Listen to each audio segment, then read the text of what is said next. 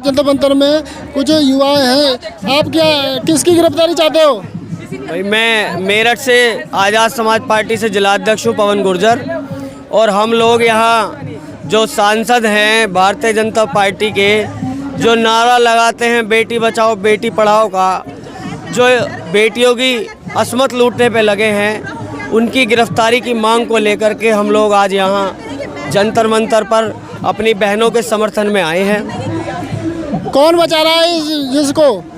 भाई वही लोग बचा रहे हैं जो बेटी बचाओ बेटी पढ़ाओ का नारा लगाते हैं, जो देश के संविधान को ख़त्म कर देना चाहते हैं, जो चाहते हैं कि जो उन्होंने फैसला कर लिया वो सही, जो सिर्फ अपने मन की बात सुनाते हैं, जनता की बात नहीं सुनते, वही लोग बचाना चाहते हैं। अभी कुछ समय पहले की घटना है, आप लोगों ने हम लोगों ने देखा, जो कानून मंत्री हैं, जो इसके गृह मंत्री थे, जिनके हाथ में सारा सिस्टम था, पुलिस थी, सारे राज्य की व्यवस्था थी, पुलिसिंग की, सुरक्षा की व्यवस्था थी, उन्हीं ने अपनी गाड़ी से किसानों को मार दिया। तो मैं ऐसे लोगों को कैसे जो है देश हित में या जनहित में समझ लूँ?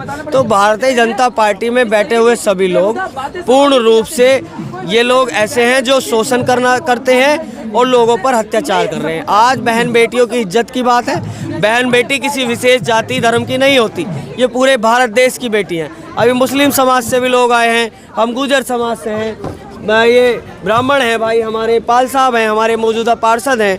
तो जब बहन बेटी की बात होती है तो देश का बच्चा उसके लिए इंसाफ के लिए लड़ता है। वो लोग तो बोलते बेटी पढ़ाओ बेटी बचाओ।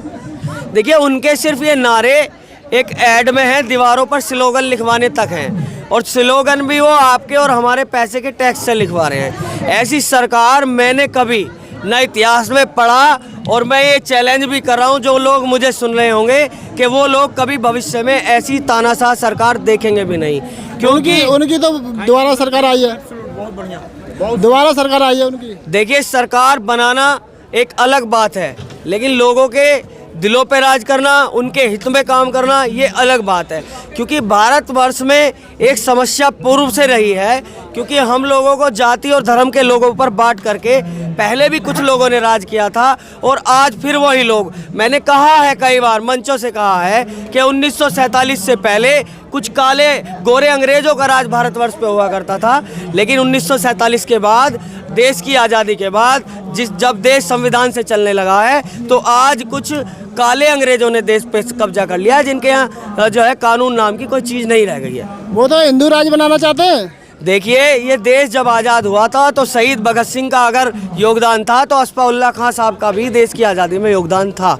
ये देश जिस समय यहाँ गर्दनें काटी जा रही थी, हत्याएं हो रही थी, लोग शहादत दे रहे थे, वो कोई जाति और धर्म देखकर नहीं दे रहे थे। जब सभी जाति धर्म के लोगों ने इस देश की आज़ादी में अपना योगदान दिया, अपनी आहुति दी, तो सभी का इस देश पर अधिकार है। और ये देश सेकुलरिज्म था, सेकुलरिज्म है और सेकुलरिज्म रहेगा जब तक हमारे सांस चल रही है, हमारे हृदय में प्राण है। हम लोग ऐसे देश विरोधी लोगों के खिलाफ लड़ते रहेंगे।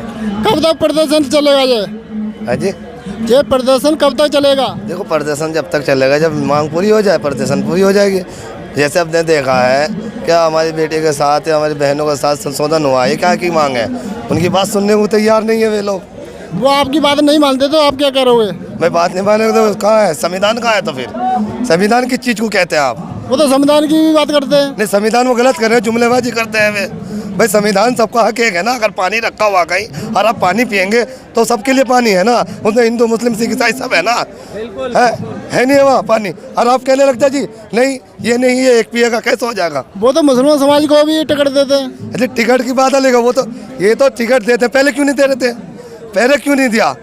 पूरे विधानसभा में एक भी टिकट बताइए आप। वो तो आप जातिवादी कर रहे हो, यानी मुस्लिम समाज के या हिंदू धर्म के कहते हो, वो तो सभी जाति को देते हैं। बिल्कुल नहीं देते, प्लस एक समान समझते हो। विधानसभा में एक भी टिकट बताइए ना आप, भले मुस्लिम उनके पार्टी में है, मगर टिकट बताइए कहाँ दिया? बिल्कुल टिकट नहीं ले, निकाल लीजिए आप। अब इस समर्थन में कितने दिन रहोगे आप? देखो जब तक न्याय नहीं मिलता रहेंगे। हम मेरठ से आए हैं, किसके लिए आए? क्या इन्हें मिलना चाहिए इंसाफ। अगर इंसाफ हो जाए तो बात खत्म हो जाए, वो बात ही सुनने। आपका क्या मानना है? मेरा मानना है, आपने अभी कहा कि सरकार कहती है बेटी बचाओ बेटी पढ़ाओ। सरकार तो ये भी कहती थी कि मोदी जी जब प्रधानमंत्री बने थे पहली बार के 10-10 लाख रुपए खाते में आए, आपके आए? किसी का है? आप मुझे 2 आदमी बता दो किसी का आए हो तो। इसके करने और कथनी में बहुत फ़र्क है। ये कहते कुछ हैं, करते कुछ हैं। अभी कुछ कह रहे हैं, शाम को कुछ कह रहे हैं। ऐसी झूठी सरकार तो मैंने अपनी लाइफ में, अपने जीवन में 2-4 साल की जितनी भी मेरी लाइफ है, मैंने देखी नहीं है। उन्होंने तो हॉस्पिटल और कॉलेज बनवाए बहुत।